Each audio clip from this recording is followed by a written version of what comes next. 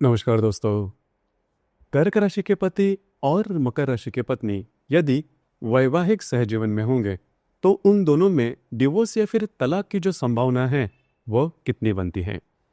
ऐसी कौन सी बातें हैं जिस पर अमल करना आवश्यक है, ऐसी कौन सी बातें हैं जो कि टालनी चाहिए। उसी प्रकार दोनों का जो संपूर्ण व्यक्तित्व है वो किस प्रकार का होता है, सभी के बारे में डिटेल में चर्चा इस वीडियो में हम करने वाले हैं। तो सबसे पहले हमें ये जानना बहुत ही ज़्यादा आवश्यक है, ये जो तलाक या फिर जो डिवोर्स है ये कोई घटना नहीं है जो कि एक ही दिन में घट जाती है। दोनों जो राशियां है, जैसे कि यहाँ पर हम चर्चा कर रहे हैं कर्क राशि और जो मकर राशि है, उन दोनों की जीवन के प्रति दृष्टि या फिर विवाह के प्रति इनकी जो अपेक्षाएं कौन सी है, किस प्रकार की है, वो जान लेना बहुत ही ज़्यादा आवश्यक है। तो सबसे पहले हम चर्चा करेंगे कर्क राशि के जो पति है उनका जो संपूर्ण व्यक्तित्व होता है वो किस प्रकार का होता है। कर्क राशि के बारे में अगर कहा जाए तो काल पुरुष के कुंडली में चतुर्थ भाव में आने वाली यह राशि है, स्त्री राशि है। इस राशि का जो स्वामी है वो चंद्रमा है। इस राशि का जो तत्व है वो जल तत्व है और ये जो राशि है वो चर स्वरूप राशि है। सबसे पहले और महत्वपूर्ण बात जो कि कर्क राशि के पुरुषों में देखी जा सकती है वो होता है इनका रहन सहन और इनकी पर्सनैलिटी और इनका सौंदर्य बहुत ही अच्छा होता है। मतलब पुरुष होने के बावजूद भी इनका जो रहन सहन होता है वो थोड़ा सा नाजुक होता है। इनमें जो फैशन का जो सेंस होता है वो भी काफ़ी अच्छा देखा जा सकता है, नीट एंड क्लीन होते हैं। उसी प्रकार इनकी जो वाणी होती है वो भी काफ़ी अच्छी होती है। पुरुष होने के बावजूद भी इन्हें शेयरिंग करना या फिर बोलना काफ़ी ज़्यादा पसंद आता है। काफ़ी ज़्यादा इमोशनल होते हैं, छोटी मोटी बातों को लेकर इमोशन से ज़्यादा लेते हैं। उसी प्रकार दूसरों का जो दुख दर्द है वो समझ लेने की जो भावना है वो कर्क राशि के पुरुषों में बहुत ही अच्छी देखी जा सकती है। उसी प्रकार कर्क राशि के जो व्यक्ति या फिर पुरुष है वो घर से ज़्यादा अटैच होते हैं। इनके जो घर के लोग हैं, इनके जो फैमिली मेम्बर है, इनकी जो माँ है, इनके साथ इनकी जो अटैचमेंट होती है वो काफ़ी नेक्स्ट लेवल के होती है। ये इतनी ज़्यादा होती है कि घर के लिए इनका जो डेडिकेशन है वो ज़बरदस्त देखा जाता है। मतलब घर के लोग अगर खुश है और इनके जीवन में कोई दुख है तो घर के लोगों के खुशी में ही अपनी खुशी मानने वाले ये व्यक्ति होते हैं। इसी वजह से इनका जो डेडिकेशन होता है फैमिली के प्रति वो काफ़ी अच्छा देखा जा सकता है। उसी प्रकार थोड़े से प्रैक्टिकल होते हैं। मतलब पैसे कहाँ पर खर्च करने हैं, किस तरह से खर्च करने हैं, किस तरह से अर्न करने हैं, इसके बारे में इनकी जो मालूमात होती है, इनके जो गणित होते हैं वो काफ़ी ज़्यादा परफेक्ट देखे जा सकते हैं। यह भी देखा जाता है कि कर्क राशि के जो पुरुष है इनके एक से ज़्यादा इनकम स्रोत होते हैं। उसी प्रकार कर्क राशि के जो पुरुष है काफ़ी ज़्यादा मेहनती भी होते हैं, जो कि बहुत ही अच्छी बात होती है। अब यहाँ पर मोटे तौर पर अगर देखा जाए तो कर्क राशि में करीबन 3 नक्षत्र आते हैं, पुनर्वसु, पुष्य और आश्लेषा। इसमें जो पुनर्वसु नक्षत्र है, पुनर्वसु नक्षत्र का जो आखिरी चरण है वो कर्क राशि में आता है, जिसे हम वर्गोत्तम नवमांश भी कहते हैं। अब ये जो लोग हैं इनमें लक फैक्टर जो होता है वो बहुत ही अच्छा होता है। उसी प्रकार घर का जो सुख जो होता है उन इनमें काफ़ी ज़्यादा देखा जाता है। होम सिक टाइप के ये व्यक्ति होते हैं, मतलब घर से ज़्यादा दूर रहना पसंद नहीं करते। घर से मतलब कामकाज के मामले में भी इनके कामकाज जो होता है वो घर के नज़दीकी होता है। उसी प्रकार इनका जो भाग्योदय है वो भी जहाँ पर ये पैदा होते हैं या फिर जहाँ पर इनका घर होता है उसके आसपास ही होता है। मतलब इनको दूर जाना या फिर परदेश गमन ऐसी बातें नॉर्मली इनको पसंद नहीं आती, क्योंकि घर के जो लोग हैं उनके साथ इनका जो जुड़ाव होता है वो काफ़ी अच्छा देखा जा सकता है। उसी प्रकार भक्त होते हैं या फिर भगवान पर विश्वास करना, इस प्रकार के जो अनुभव है वो इनमें काफ़ी अच्छे इनका जो सिक्स सेंस है वो भी काफ़ी अच्छा देखा जा सकता है। रूढ़ी परंपराओं पर विश्वास करने वाले होते हैं। फ्लेक्सिबिलिटी इनमें काफ़ी अच्छी देखी जा सकती है। एडजस्टमेंट की जो बात है वो पुनर्वसु नक्षत्र में बहुत अच्छी देखी जा सकती है, लेकिन खुद के निर्णय लेने में थोड़ा सा असमंजस में आते हैं। मतलब पुनर्वसु नक्षत्र के जो पुरुष होते हैं निर्णय लेते समय जल्दी से निर्णय नहीं ले पाते। उसी प्रकार इनमें जो डिपेंडेबिलिटी होती है वो थोड़ी सी ज़्यादा होती है। किसी भी विषय पर अगर निर्णय लेना है तो दूसरे पर ज़्यादा डिपेंड करते हैं, तो वो बात होती है। लेकिन इनमें जो मैंने कहा कि लक फैक्टर जो होता है वो काफ़ी अच्छा देखा जा सकता है। पुष्य नक्षत्र के जो पुरुष है इनके बारे में जो बातें हैं वो काफ़ी अलग होती है। हालांकि पुष्य नक्षत्र के जो पुरुष है इनका भी घर से जो जुड़ाव होता है वो काफ़ी अच्छा होता है, लेकिन घर के किसी न किसी मेंबर की जो रिस्पॉन्सिबिलिटी है वो इन पर आती है और इनमें जो लीडरशिप क्वालिटीज़ होती है वो काफ़ी अच्छे देखे जा सकते हैं। दमखम जो होता है वो काफ़ी अच्छा होता है। इसके बावजूद भी इनका जो नेचर होता है वो काफ़ी ज़्यादा सॉफ्ट देखा जा सकता है। अब पुष्य नक्षत्र के जो पुरुष होते हैं वे भी रूढ़ी परंपराओं के ऊपर विश्वास ज़्यादा करने वाले होते हैं, लेकिन इनमें डिपेंडेबिलिटी ज़्यादा नहीं होते। खुद के बलबूते पर आगे बढ़ने वाले होते हैं। खुद के जो निर्णय हैं इनके जीवन के प्रति वो खुद स्वयं से लेते हैं, जो कि बहुत अच्छी बात है। अब यहाँ पर आश्लेषा नक्षत्र के जो पुरुष हैं, इनमें जो बात है वो थोड़ी सी अलग होती है। अमूमन तौर पर यह देखा भी जाता है कि आश्लेषा नक्षत्र के पुरुष है, उनको घर का जो सुख है या फिर माँ का सुख थोड़ा कम मिलता है। इन्हें शेयरिंग करना ज़्यादा पसंद आता है और इनमें थोड़ा सा हार्ड वर्किंग नेचर वाले में मैंने जो बात की वो थोड़ी कम होती है। इनके सपने काफ़ी बड़े होते हैं और सपने पूरे होने की संभावना थोड़ी कम बनती है। तो आश्लेषा नक्षत्र के बारे में ये बातें जो है वो थोड़ी ज़्यादा देखी जा सकती है। लेकिन मोटे तौर पर अगर देखा जाए तो कर्क राशि के जो पुरुष है वो फैमिली मैन होते हैं, अपने घर से ज़्यादा जुड़े हुए होते हैं और फ्लेक्सिबिलिटी काफ़ी अच्छी होती है, एडजस्ट करने के लिए हमेशा तैयार होते हैं। अब हम चर्चा करेंगे कि मकर राशि की जो स्त्री है, इनका जो संपूर्ण व्यक्तित्व होता है वो किस प्रकार का होता है। मकर राशि के बारे में अगर कहा जाए तो कालपुरुष के कुंडली में दशम भाव में आने वाली राशि है, जिसे हम कर्म स्थान भी कहते हैं। यह जो राशि है वह स्त्री राशि। इस राशि का जो स्वामी है वह शनि है। इस राशि का जो तत्व है वो पृथ्वी तत्व है और ये जो राशि है वह चरस स्वरूप राशि है। ये जो संपूर्ण राशि है, इसमें कर्म का जो भाव है वो सबसे महत्वपूर्ण हो जाता है। इनमें मतलब मकर राशि की जो स्त्री है, इनमें हार्ड वर्किंग जो नेचर होता है वो बहुत ही अच्छा होता है। अमूमन तौर पर यह भी देखा जाता है कि बचपन से ही किसी न किसी प्रकार के प्रॉब्लम से ये जो राशि की जो स्त्री है वो गुजरती है। मतलब फाइनेंस के प्रति कोई प्रॉब्लम आना या फिर माँ बाप का जो सुख है वो कम मिलना, इस प्रकार के अनुभव से वे गुजरते हैं। इसी वजह से काफ़ी ज़्यादा मैच्योर्ड होते हैं।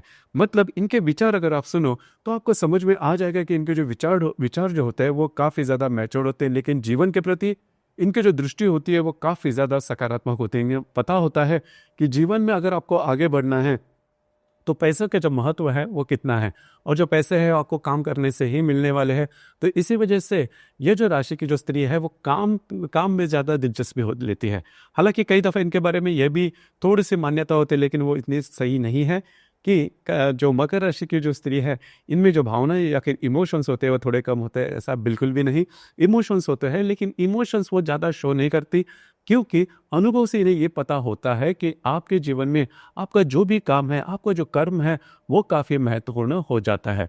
उसी प्रकार कर्म के प्रति बहुत ज़्यादा इनके जो ड्रीम्स हैं वो बहुत बड़े नहीं होते, लेकिन धीरे धीरे धीरे जीवन में काफ़ी आगे बढ़ते हैं। इनके जीवन में काफ़ी ज़्यादा जो कष्ट है या फिर संघर्ष करना पड़ता है, लेकिन संघर्ष करके आगे बढ़ने वाली इस राशि की स्त्री देखी जा सकती है।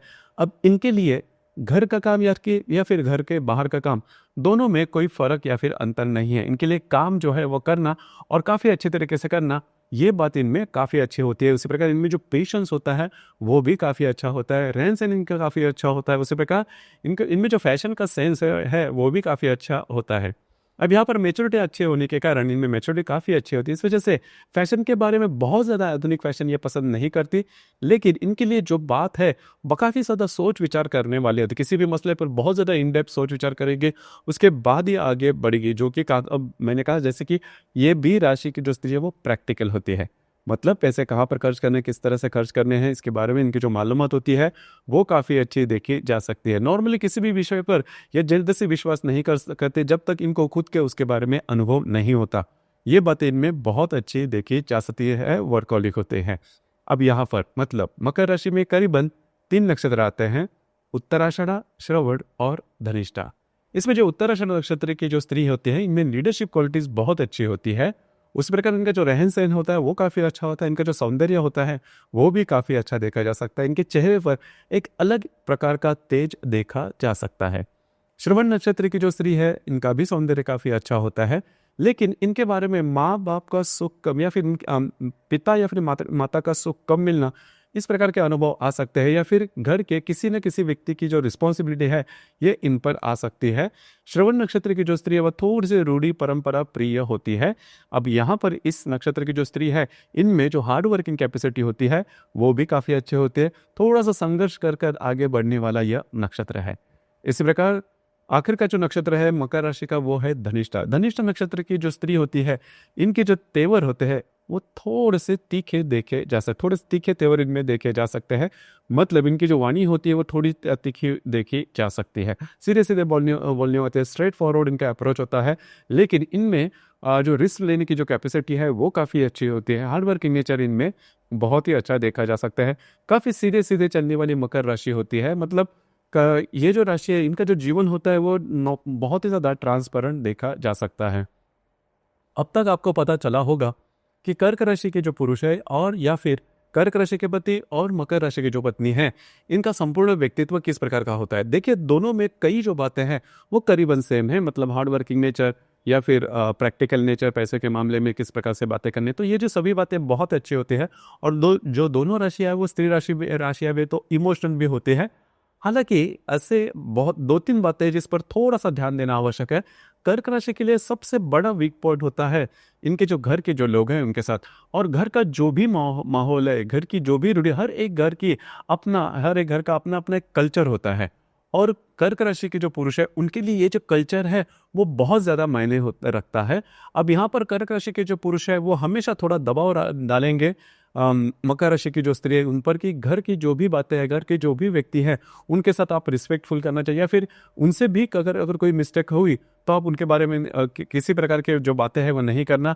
या फिर जॉइंट फैमिली में काफ़ी ज़्यादा विश्वास करने वाले होते हैं, और घर के लोग हैं जो है उनके प्रति किसी भी प्रकार के अदर शब्द मतलब गलत शब्द अगर मकर राशि की जो स्त्री इन्होंने कह दे तो जो बातें हैं वो काफ़ी ज़्यादा कॉम्प्लिकेट हो सकती है। उसी प्रकार कर्क राशि के जो पुरुष होते हैं घर की छोटी मोटी बातें भी अपने घर के जो लोग हैं उनके साथ शेयर करते हैं, और किसी भी प्रकार के निर्णय लेने हैं तो उनके द्वारा ही वो निर्णय लेते हैं। अब ये जो बात है वो सबसे इंपॉर्टेंट है, क्योंकि मकर राशि की जो स्त्री है वो काफ़ी थोड़ी सी इंडिपेंडेंट होती है और जीवन के कई प्रकार के अनुभव लेकर आगे चलने वाली होती है। तो ये जो बात है, मतलब मकर राशि की स्त्री को कर्क राशि के जो पुरुष है इनका ये जो गुण है कि हर एक बात में घर के जो लोग हैं उनके साथ चलना है, या फिर उनसे बातें सलाह मशवरा करके ही जो निर्णय है वो ले लिया जाए, इस पर ये जो मकर राशि की जो स्त्री है ये जो बातें उनको पसंद नहीं करती।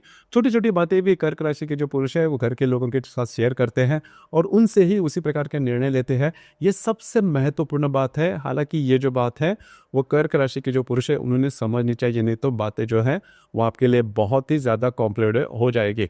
और सबसे महत्वपूर्ण बात, कर्क राशि के जो पुरुष है इनका जो झुकाव होता है वो पत्नी से ज़्यादा घर के जो लोग हैं उनके साथ होता है या फिर उनके पास होता है।